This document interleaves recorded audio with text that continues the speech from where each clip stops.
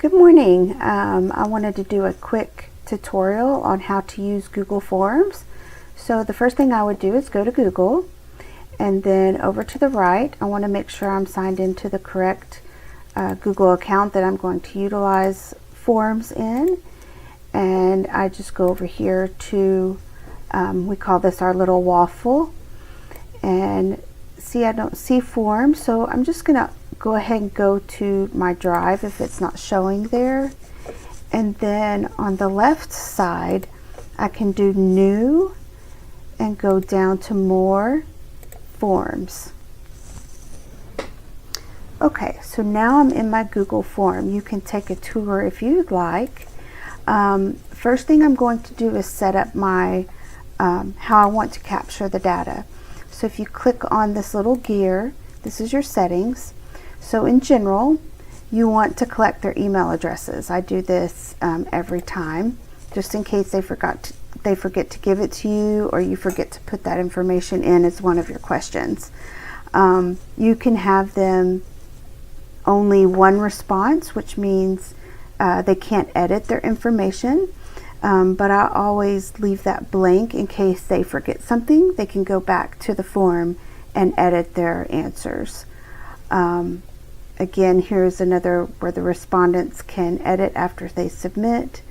Oh, actually this box is if you want them to only be able to answer you one time, you can put limit to one response. But if you want them to be able to answer you 20 times, you click this button to only one response. If you want them to answer multiple times, you leave that blank. Okay.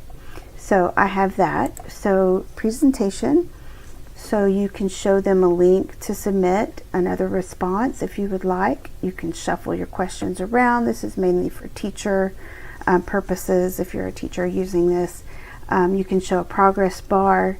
It can show how many questions they have left. You won't need to utilize quizzes. That's mainly just for education. So I hit save. You can go to your view form. This is exactly what the client will see. And then if you want to edit it again, you can go back to this little pencil. If, say, your team lead sends you a form and you want to edit it, you just go here and say make a copy, and then you can edit it however you would like. Here you can customize your theme. You can change your color. You can add pictures up here. Right here you could change your image to something that they already have pre-made for you, or you can come here to your albums and change it for you, and pick a picture that you would like. So you can title it whatever you would like. So client information form. Here you can put a description for this form. Whatever you want to put here is used for client data. They will see this, so this is where you could put in specific instructions if you would like. Right here is a valid email address that you would have them put in. Here's your question. You can ask the question. You can give different options. So you can add a picture even to your questions if you would like. You can have it multiple choice. You can have it a checkbox, a drop down, short answer, paragraph, where they can upload a file. Any of these items you can have them do. You can even time their responses if you would like. That's mainly for teacher purposes. So let me just say number one. So whenever you're doing this, each question that you're putting in, all of your data responses are going to go into this response area, but it's also going to go into a spreadsheet. So every question is a different cell in the spreadsheet. So say I want to collect their first name and I want to make it required. Okay, next question, I want to know their last name. Of course, I would capitalize and uncapitalize and all that. I want this to be required as well. Okay, so just for time purposes, I'm just going to put 2 questions in. There's no responses there. But if I click on this spreadsheet, it's going to create a new spreadsheet for me. I haven't named it yet. So if I just click on that information right there, it automatically filled in with what I titled it. If you want to change it, all you have to do is go up here, click, and make changes. Okay, you can star it to where it comes into your, it's one of your main forms. You can just play around with that. But now I'm going to go to my spreadsheet, and now it has a name. So I want to create a new spreadsheet. So this is automatically going to put in all of my questions that I'm asking and all of the answers. Remember, we said collect email addresses, so that is here, and it's also going to timestamp any time that a client fills this out for you.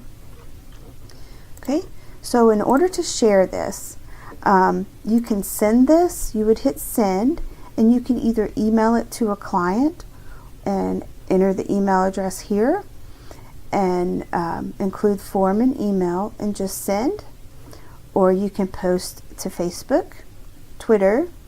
You can even get a link where you can add the link into whatever you're working on.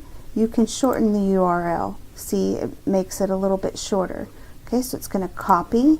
So say I didn't want to use for some reason, my email account that is tied to this. I wanted to use something else. So I go here and to my waffle, Gmail, and I can actually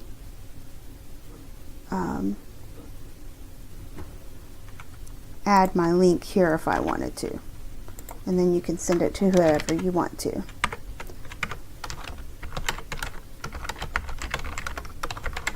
I actually do this a lot instead of sending my form from here directly, because I want to be able to type out an email.